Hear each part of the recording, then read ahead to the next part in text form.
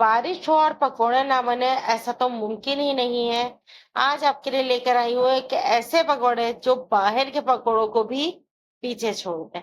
अस्सलाम वालेकुम, आप देख रहे हैं डेली कुकिंग शो और हम लेकर आए हैं आज मूनसून स्पेशल में प्याज के पकोड़े। इतने मजे के और लजीज ये पकोड़े बन के तैयार होते हैं और जिस वक्त आप इसे बनाएंगे इसमें कुछ डलता ही नहीं है और इसका क्रंच, इसका प्याज का लच्छा इतना जबरदस्त आएगा कि ये पकोड़े आप जब बना लेंगे तो इसका जायका भूल ही नहीं पाएंगे।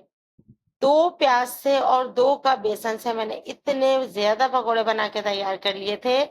सबसे अहम बात ये होती है कि जिस वक्त आप प्याज को कट करते हैं तो इसके अंदर प्याज बहुत ज्यादा बारीक ना हो और ना ही बहुत ज्यादा मोटी। ये एक खास टिप है पकोड़े बनाने के लिए। प्याज कट करके रख लीजिए। रखने के बाद अब हम चलेंगे बेसन की तरफ। 2 कप यहाँ मैंने लिया बेसन, उसमें 1 टीस्पून सॉल्ट ऐड कर दिया। 2 चुटकी यहाँ मैंने मीठा सोडा इस्तेमाल किया है और 2 चुटकी हल्दी वो इस्तेमाल करके यहाँ 1 teaspoon red chilli powder add कर दिया। इसके अलावा हम इसमें कुछ भी नहीं डालेंगे। थोड़ा थोड़ा पानी ऐड करके हमने बेसन को घोल लेना है। बेसन को घोलते वक्त इस चीज का ख्याल रखिएगा कि बेसन बहुत ज्यादा पतला नहीं होना चाहिए और ना ही बहुत ज्यादा गाढ़ा होना चाहिए। 1 कप मैंने पानी से ही इसको घोलना शुरू किया है और आप यकीन करें कि पूरा 1 कप भी इस्तेमाल नहीं हुआ, थोड़ा थोड़ा ही करके ऐड कर रही थी और मुस्तकिल इसको घोल ली थी। एक साथ बिल्कुल नहीं डालिएगा। अगर एक साथ डाल दिया तो हर एक के बेसन की क्वालिटी होती है अलग अलग। पर चला बहुत ज्यादा अगर पतला हो गया तो आपको मजीद इसमें बेसन ऐड करना पड़ेगा, फिर इसका जायका जो है ना वो खराब हो जाएगा। इसलिए बड़ी कोशिश कीजिएगा कि बेसन जो है वो बहुत पतला ना हो। ये देखिए इस तरीके से हमने बेसन रखना है। अब हमने क्या किया, प्याज इसमें ऐड कर दी, थोड़ी थोड़ी प्याज ऐड करेंगे। उसके बाद हमने क्या करना है, इसको मिक्स करना है। आप देखिए कि अगर आपने सारी प्याज एक साथ कर दी तो प्याज अपना पानी छोड़ना शुरू हो जाएगी और बेसन जो है वो पतला होना शुरू हो जाएगा। आधी प्याज मैंने डाली है और ये देखिए कितना जबरदस्त सा प्याज के अंदर जो बेसन लिपट के आया है, कितना जबरदस्त लग रहा है। बस ये रेडी है।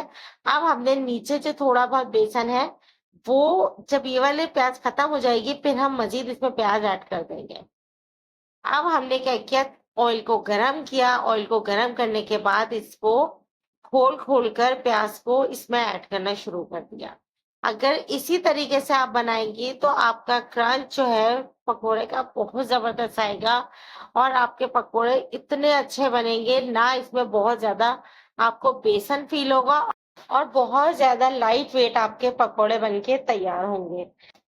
दरमियानी आंच पे डालिएगा लेकिन बाद में इसकी आंच को थोड़ा सा बढ़ा दीजिएगा। इसी तरीके से जब नीचे कलर आ जाए तो इसको टर्न कर दीजिएगा। ये देखिए कितना प्यारा सा इसका गोल्डन ब्राउन सा कलर आया है। इसी तरीके से दूसरी साइड पर भी इसको फ्राई कर गोल्डन ब्राउन कलर आने पर हम इसे उतार लेंगे। रेसिपी पसंद आ रही हो तो लाइक जरूर कीजिएगा, चैनल पर न्यू हो तो सब्सक्राइब कर लीजिएगा, बेल का बटन जरूर प्रेस कीजिएगा ताकि आने वाली तमाम मेरी रेसिपीज आप तक पहुंचे। इसी तरीके से सारे पकौड़े फ्राई कर लेने हैं और देखिए कितने जबरदस्त ये पकौड़े बनके तैयार हुए हैं। आप इसका क्रंच देख लीजिए और जैसे बाहर के पकौड़े होते हैं ना, उससे कहीं ज्यादा लजीज और मजेदार ये पकौड़े बनके तैयार होंगे। चाय जरूर बनाइएगा, केचप चटनी के साथ, हरे धनिया की चटनी के साथ सर्व कीजिएगा। और जब कोई मेहमान आए और ये बना के आप रखेंगे ना, इसकी रेसिपी वो जरूर पूछ के जाएगा क्योंकि ये इतने लजीज बनते हैं, आपको बहुत मजा आएगा। मौसम जो है ना उसका लुत्फ दुबाला हो जाएगा। और हाँ, कमेंट करके जरूर बताइएगा कि ये रेसिपी आपको कैसी लगी। जाते जाते सबसे अहम बात, फ्रेंड्स फैमिली में डेली कुकिंग शो को शेयर करना बिल्कुल भी नहीं भूलिएगा। इंशाल्लाह नेक्स्ट किसी भी रेसिपी में आपसे मिलेंगे। अपना ख्याल रखिएगा, तब तक के लिए अल्लाह हाफिज।